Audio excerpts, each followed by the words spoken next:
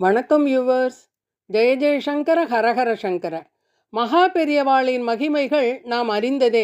பெரியவா பற்றிய பெருமையான பல செய்திகள், அனுபவங்கள் தினந்தோறும் முகநூலிலும் வாட்ஸ்ஆப்பிலும் படித்து தெரிந்து கொண்டிருக்கிறோம். அவற்றில் சிலவற்றை அனுபவிக்கலாம் வாருங்கள். படித்ததில் பிடித்தது. பெரியவா சரணம். ஜெய ஜெயசங்கர ஹரஹர சங்கர. வெடிகுண்டாக கனத்த பணம். பெரியவாளிடம் மிகுந்த பக்தி பூண்ட சாஸ்திரிகள் ஒருவருக்கு புஷ்கரம் என்று சொல்லப்படும் புண்ணிய க்ஷேத்திரத்தில் 45 நாட்கள் கிருஷ்ணா நதியில் நீராடும் பாக்கியம், அதுவும் பெரியவாளோடு நீராடும் பாக்கியம், மகா பாக்கியம் கிடைத்தது. பெரியவா தினமும் சூரியோதயத்துக்கு முன்னால் முகாமிலிருந்து கிளம்பி வாய்க்கால் ஒன்றை படகில் கடந்து கிருஷ்ணா நதி வந்து ஸ்நானம் அனுஷ்டானம் முடித்து கொண்டு திரும்புவார். அவரோடு செல்லும் பக்தர் குழாமில் சாஸ்திரிகளும் ஒருவர். அந்த காலங்களை கற்பனையில் மட்டும்தான் இப்போது நினைக்க முடியும். தினமும் பெரியவா செல்லும் வழியில் ஏராளமான பக்தர்கள் பழங்கள், புஷ்பங்கள், ரூபாய் நோட்டுகள் என்று காணிக்கை செலுத்துவார்கள். சிலர் பணத்தை பெரியவாளுடைய திருப்பாதங்களில் போட முந்திக் கொள்ளும்போது சாஸ்திரிகள் டக்கென்று ஒரு மரத்தாலான தட்டை நீட்டி விடுவார்.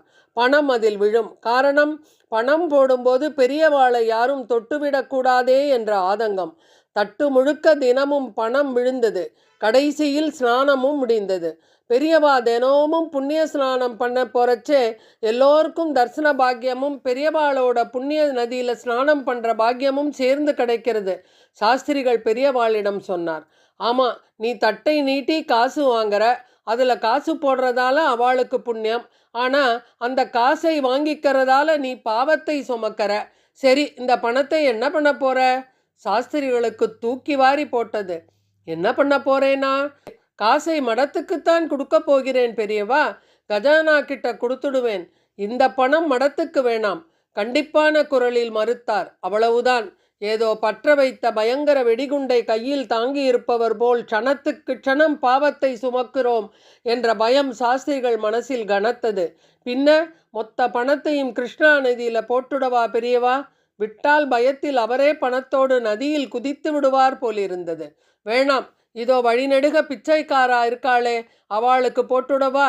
வேலை எதுவும் செய்யாம சோம்பேறிகளா இருக்கிற பிச்சைக்காராளை ஆதரிக்கவே கூடாது என்றவர் கண்களை சுடல விட்டார். இறுதியில் ஒருவர் மேல் பெரியவாளுடைய பார்வை பட்டது. ஆஹா, வேதாத்தியானம் பண்ணிய ஒரு கணபாடிகள் தான் அந்த பாக்கியசாலி. காதில் குண்டலம் அணிந்திருந்தார். பெரியவா அழைத்ததும் ஓடோடி வந்தார். அழகான தெலுங்கில் அவருடைய அங்கவஸ்திரத்தை விரித்து பிடிக்கச் சொல்லி, இந்தா அத்தனை பணத்தையும் இவரோட வஸ்திரத்துல கொட்டு என்றார். அப்பாடா, நிம்மதியான மனசுடன் கொட்டினார் சாஸ்திரிகள். கணபாடிகளின் வேண்டுகோளுக்கிணங்க அவருடைய கிரகத்துக்கு சென்று ஆசீர்வதித்து விட்டு முகாமுக்கு வந்தார். புண்ணிய நதிகளில் ஸ்நானம் பண்ண போனா தீர்த்தக்கரையில பணம் வாங்கிறது நிஷித்தம். அதனால தான் அந்த பணம் மடத்துக்கு வேணாம்னு சொன்னேன். ஏன்னா பணம் கொடுக்கறவா எந்த எண்ணத்தோட போடுறாளோ யாருக்கு தெரியும்? அவ மனசுல நினைச்சபடி அந்த பணம் உபயோகமானதான்னு தெரியாது. இப்போ நீ பணம் கொடுத்தியே, அவர் நிறைய யஜ்ஞாதிகள் பண்றவர், இன்னும் நிறைய பண்ண போறார். இந்த பணம் யாகத்துல அக்னியில ஆகூதி பண்றதுக்கான திரவியங்கள் வாங்கறதுக்கும் உதவும். அக்னி பகவான் ஆகூதினால பிரகாசிப்பார். அது சூட்சுமம்னு பகவான் கீதையில சொல்லி இருக்கார் என்று அழகான விளக்கம் கொடுத்தார். அற்ப சொற்ப பணமானாலும் கோடி கோடி பணமானாலும் சாஸ்திர விரோதம் என்றால் பாபம் என்றால் தன்னை அது தீண்ட முடியாது என்பதை வாழ்ந்து காட்டியவர் பெரியவா. அதோடு இந்த சம்பவத்தால் நிஜமாகவே நித்திய அத்தியனத்தால் தங்கள் மனசிலும் நாவிலும் கிரகத்திலும் வேதமாதா நர்த்தனமாடும் வேத பிராமணர்கள் எத்தனை உத்கிருஷ்டமானவர்கள் என்பதையும் தியாகசீலர்களான அவர்களுக்கு நாம் சமர்ப்பிக்கும் எப்பேற்பட்ட பாவப்பட்ட காசும் அவர்களுடைய வேதாக்னியால் புனிதமாக்கப்படும் என்பதையும் பெரியவா நமக்கு எடுத்து காட்டியிருக்கிறார். வேதத்தை நித்திய ஜீவனோபாயமாக வைத்து கொண்டிருக்கும் உண்மையான வேத பிராமணர்களுக்கு மட்டும் நாமும் வேதம் படிக்காமல் பிராமணர்கள் என்று சொல்லிக்கொள்ளும் நாம் மற்றவர்களும் அந்த பிராமணர்களின் முகம், அந்தஸ்து, குணம், குறை, பேச்சு எதையுமே பார்க்காமல் அவர்களிடம் உள்ள வேத மாதாவை மட்டும் கண்டு அந்த மாதாவுக்காக அவர்களுக்கு திரவிய சகாயம் செய்வதை முக்கியமான கடமையாக கொள்ள வேண்டும். இதில் இன்னொரு அழகான அனுகிரகம் என்னவென்றால், சாதாரணமாக பெரியவா மனசில் என்ன அபிப்பிராயம் என்பதை யாராலும் கண்டுபிடிக்கவே முடியாது. முதல் நாளே மரத்தட்டில் காசை வாங்கும் போதே பெரியவா அந்த சாஸ்திரிகளை வாங்காதே என்று தடுத்திருக்கலாம். பெரியவா அப்படி தடுத்திருந்தால் 45 நாட்கள் அந்த தட்டில் விழுந்த காசை போட்டவர்களுடைய பாபங்கள் அப்படியே இருந்திருக்கும்.